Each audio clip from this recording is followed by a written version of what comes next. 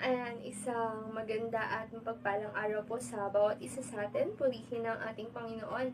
Ayan, tayo po ay patuloy na magbubulay-bulay ng pitong huling salita ng ating Panginoon. At tayo po ngayon ay nasa ikalimang salita na at matatagpuan po ito sa Book of John, chapter 19, verse 28.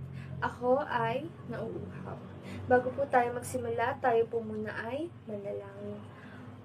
Lord Jesus, maraming salamat po sa pagkakataon na to na binigyan niyo sa amin upang alalahanin mo, Panginoon, ang mga bagay na inyong ginawa dito sa mundong ito, na niligtas niyo po kami, Panginoon, mula sa aming mga pagkakasala. Maraming salamat po, Lord God, at patawarin niyo po kami, Panginoon, sa aming mga kasalanan. Pagkalinisin niyo po kami at gawin niyo po kaming karapat-dapat, Panginoon, sa tuwing kami haharap sa inyo, sa tuwing kami sasamba, Panginoon. Gawin niyo po kaming karapat-dapat.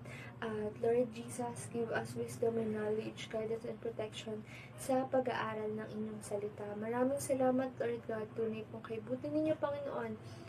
In Jesus' name we pray.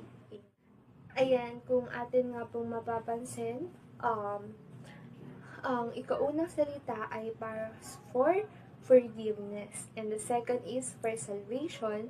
The third is for relationship. 4 is for abandonment. 5 is distress. 6 is triumph. And 7 is reunion. So, sabi po sa ikalima is distress. So, it's saying here that Jesus Christ accomplished to do the will of the Father. So, Jesus accomplished to do the will of the Father. So, ito po ay mayroong 3 types of thirst. So, ito po ang the shortest but having a deepest desire of our Lord Jesus Christ. So, ang unang puntos or ang unang types of thirst is physical thirst. So, dito, nagpapakita na ang ating Panginoong Hesukristo ay nagkatawang tao. Diba, most common na nararamdaman natin bilang mga tao, tayo ay nauuhaw. So, ang ating Panginoon ay nauuhaw. So, nung sinabi niya to, siya ay 6 na oras nang nakabayubay sa krus ng Kalbaryo. At sa halip na tubig ang ipainom sa ating Panginoong Hesukristo, ang pinainom sa kanya ay sour wine or vinegar. So, yun ay nakasaad sa 4 Gospels. Yun ang sinasabi doon. So, ayun nga, tayo bilang tao, mayroon tayong mga pangangailangan na tugunan. And we need food, clothes, shelters, and everyday needs to satisfy our humanity. So, meron namang iba na sumusobra sa pagkauhaw. Pagkauhaw sa material na bagay, sa kayamanan, sa kapangyarihan. Ayan. So, si Jesus Christ ay may pangangailangan gaya ng pagkauhaw. At siya bilang tao, meron din siyang pangangailangan para masatisfy ang kanyang need bilang tao. So, sa pangalawang point naman or sa pangalawang pagkauhaw, uri ng pagkauhaw ay emotional thirst. So, ang pagkauhaw ni Jesus Christ emotionally ay dahil sa atin. Higit sa tubig, siya ay uhaw sa atin sa pagmamahal at pagtanggap. So, ayan, Jesus Christ only wants to bring the blindness, the hardness of heart, and the cruelty to bring the people to the living water. He just want to bring the people to the living water that can satisfy, or the only thing that can satisfy to our needs. But Jesus Christ got a rejection.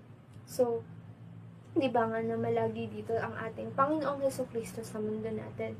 At kung babalikan natin ang mga kabutihang ginawa ng ating Panginoong Hesukristo dito sa mundong ito, sa mga taong nakapaligid sa Kanya, ayun, hindi siya nakagawa ng kahit na anong kasamaan. He is holy, He is righteous to all people around him, and yun nga, sa disipulo niya, sa mga taong nakasama niya, gumawa siya ng mabuti, pero ang kanyang natanggap ay rejection. So, kaya siya ay emotional thirst sa atin. 'Di ba? Tayo, nakakaranas din tayo ng pagkauhaw sa attention, 'di ba? Attention emotionally, gaya ng pagkauhaw sa kalinga, and nga sa pagmamahal. Ayun nga, doon sa mga bagay na yun, no, we need other people to satisfy that kind of needs, 'di ba? So, si Jesus Christ ay nauuhaw for something which no material thing can satisfy, kundi tayo, ang ating pagtanggap at pananampalataya sa Kanya. So, ang ikatlong pagkauhaw o ang ikatlong uri ng pagkauhaw ay spiritual thirst. So, He is thirst to do the will of the Father.